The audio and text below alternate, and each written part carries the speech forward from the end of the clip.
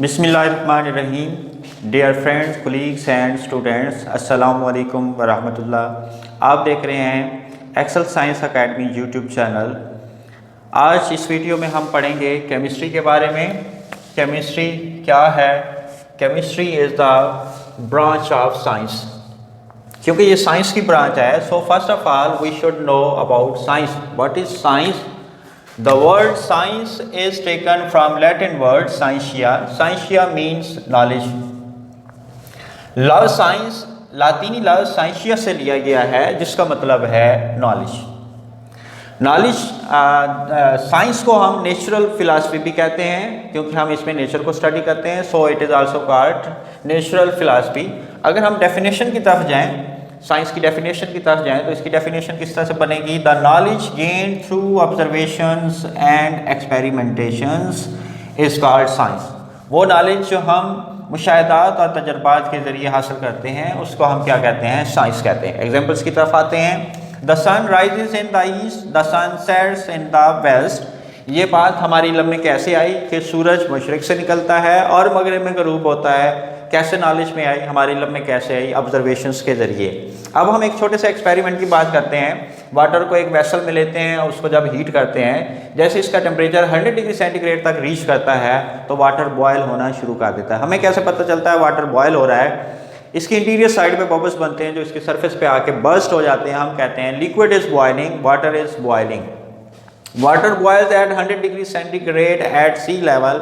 ये बात हमारे इल्म में कैसे आई? ऑब्जर्वेशंस के ज़रिए और एक्सपेरिमेंटेशंस के ज़रिए। Well, the definition is it can be defined as knowledge gain through observation and experimentation is called science. इसकी अब हिस्ट्री की अगर हम बात करें, इसकी हिस्ट्री, इसकी तारीख इतनी ही पुरानी है जितनी कि इंसान की इस कुराए अर्ज़ पर। और वक्त गुजरने के साथ साथ साइंटिफिक नॉलेज के वॉल्यूम में भी इजाफा हुआ। With the passage of time the volume of scientific knowledge is increase.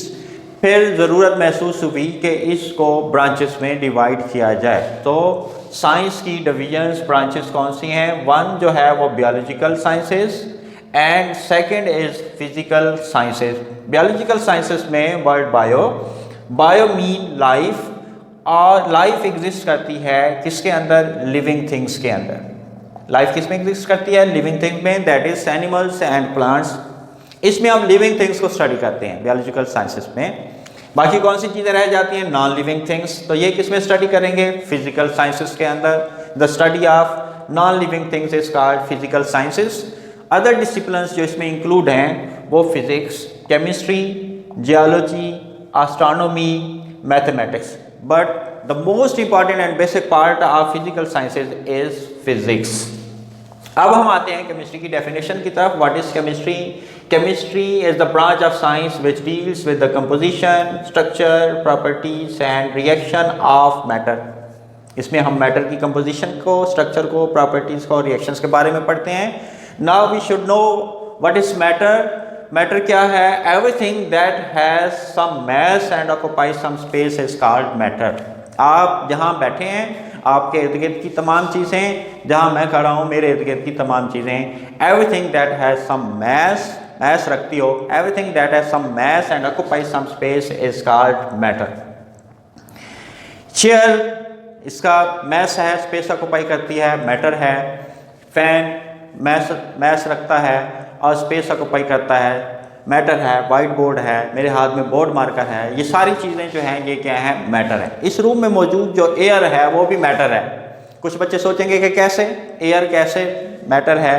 Air का भी मैस होता है, ये भी स्पेस ऑक्यूपाई करते हैं। एग्जांपल लेते हैं, अगर हम सिलेंडर में एयर को फिल करते हैं, सिलेंडर का वेट इंक्रीज हो जाता है, it means air has some mass. और सिलेंडर में अवेलेबल जितनी भी स्पेस होती है उसको ऑक्यूपाई कर लेती है। Air has some mass and occupy some space, so air is also a matter. Air भी मैटर है। और हमारे जहन में दूसरी एग्जांपल्स भी होनी चाहिए कि कौन सी चीज़ें नॉन मैटर हैं। All types of energy, light energy, sound energy, heat energy, ये सारी की सारी क्या हैं? मैटर नहीं है। ये चीज़ें मैटर नहीं है। और सोल जो हमारी बॉडी के अंदर होती है, अगर ये हमारे जिस्म से निकल जाए, बॉडी बिकम डेड। सोल भी जो है ये नॉन मैटर चीज़ है। रूह और मादा ये दो अपोजिट थिंग्स हैं, these are two opposite things. रूहानी और मादी ये दो बिल्कुल मुतजाद चीज़ें हैं। तो मैटर की एग्जांपल्स भी बता दी आपको, नॉन मैटर जो चीज़ें हैं उनकी एग्जांपल्स भी मैंने आपको बता दी हैं। अब हम इसकी डिटेल की तरफ जाते हैं। केमिस्ट्री में हम मैटर की कंपोजिशंस को पढ़ते हैं। फॉर एग्जांपल ये चेयर है, चेयर वुड से बनी हुई है और नेल से बनी हुई है। वुड जो है वो किससे बनी हुई है? सेलुलोज से बनी हुई है। Cellulose carbon, hydrogen and oxygen से, ये कंपाउंड कार्बन, हाइड्रोजन और ऑक्सीजन से बना होता है। ये हम इसकी क्या बता रहे हैं? ये हम कंपोजिशन के बारे में बता रहे हैं। आपने कुकिंग के प्रोग्राम्स देखे होंगे टेलीविजन पर, वो एक डिश की कंपोजिशन बता रहे होते हैं, बनावट बता रहे होते हैं। ये डिश फलां चाय के चम्मच ये डालें, 2 चाय के चम्मच फलां चीज़ डालें, 1 कप फलां चीज़ डालें, तो ये एक मखसूस डिश बन जाती है। वो दरअसल क्या बता रहे होते हैं? उस डिश की कंपोजिशन, मैटर की कंपोजिशन से मुराद यह है कि मैटर किन चीज़ों से, किन एलिमेंट से मिलकर बना है। तो ये हो गई जनाब कंपोजिशन। स्ट्रक्चर की अगर हम बात करते हैं, हमारे पास एग्जांपल है वाटर। वाटर जो है 2 हाइड्रोजन एटम 1 ऑक्सीजन एटम से मिलकर बना हुआ है। ये 2 हाइड्रोजन एटम ऑक्सीजन एटम के साथ कैसे कंबाइन होते हैं? ये मैंने हाइड्रोजन एटम्स की इलेक्ट्रॉनिक कॉन्फ़िगरेशन की, ये ऑक्सीजन की इलेक्ट्रॉनिक कॉन्फ़िगरेशन की।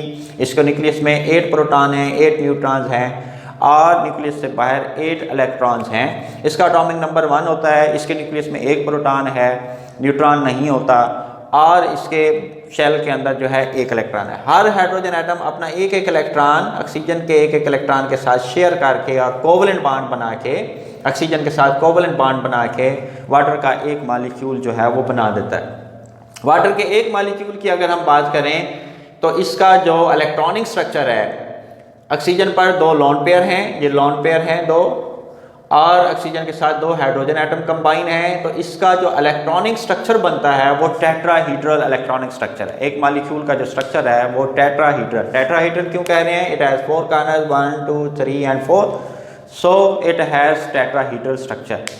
पानी का electronic structure tetrahedral electronic structure होता है। ये हमने स्ट्रक्चर के बारे में डिस्कस किया। अब हम मैटर की प्रॉपर्टीज़ को अगर हम डिस्कस करें, प्रॉपर्टीज़ 2 तरह की होती हैं, याद रखनी है। कौन कौन सी? Physical properties and chemical properties. Physical properties कौन सी होती हैं बेटा? याद रखनी है वो प्रॉपर्टीज़ जो फिजिकल स्टेट से रिलेटेड हैं, मैटर की फिजिकल स्टेट से रिलेटेड हैं। फिजिकल स्टेट कौन कौन सी हैं? फिजिकल स्टेट्स जो हैं वो 4 हैं। 1 is solid, liquid, gas and 4th जो है वो प्लाज्मा। प्लाज्मा भी मैटर की 4th स्टेट कहलाती है। कितनी स्टेट्स हैं? Solid, liquid, gas and 4th state जो है वो प्लाज्मा है।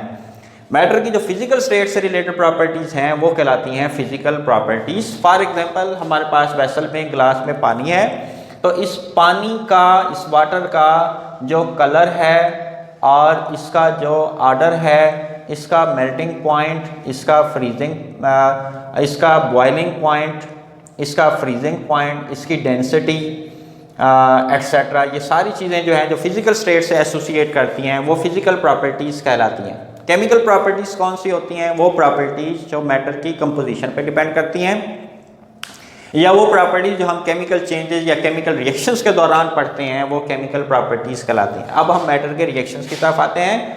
For example hydrogen and oxygen आपस में रिएक्ट करके वाटर बनाते हैं। इसको बैलेंस करें। ऑक्सीजन के यहाँ पे 2 एटम्स हैं, यहाँ पे 1 एटम है। बैलेंस करने के लिए 2 से मल्टीप्लाई करेंगे। हाइड्रोजन के 4 एटम्स हो गए, हाइड्रोजन को बैलेंस करने के लिए 2 से मल्टीप्लाई करेंगे। Now this is balanced chemical equation. Chemical reaction के बारे में बता रहा था। When 2 or more substances react with each other and form a new substance, then it is called chemical change or chemical reaction। 2 चीज़ें मिलके नई चीज़ बना दें, इस तब्दीली को केमिकल चेंज या केमिकल रिएक्शन कहते हैं। अगर हम सैंड और शुगर को आपस में मिक्स करें, सैंड के पार्टिकल्स एज सच नज़र आ रहे होते हैं, शुगर के पार्टिकल्स भी एज सच नज़र आ रहे होते हैं। इट मीन्स उनके दरमियान कोई रिएक्शन नहीं हुआ। रिएक्शन कब होगा? When 2 or more substances react with each other and form a new substance। नई चीज़ का बनना जो कंपोजिशन के लिहाज से रिएक्टेंट से डिफरेंट हो, नई चीज़ का बनना, ये क्या कहलाता है? केमिकल चेंज या केमिकल रिएक्शंस कहलाता है। वेल, केमिस्ट्री की डेफिनेशन क्या बनी? एक दफ़ा फिर रिपीट कर देता हूँ। Chemistry is the branch of science which deals with the composition, structure, properties and reaction of matter is called chemistry। At the end, thanks for watching this video.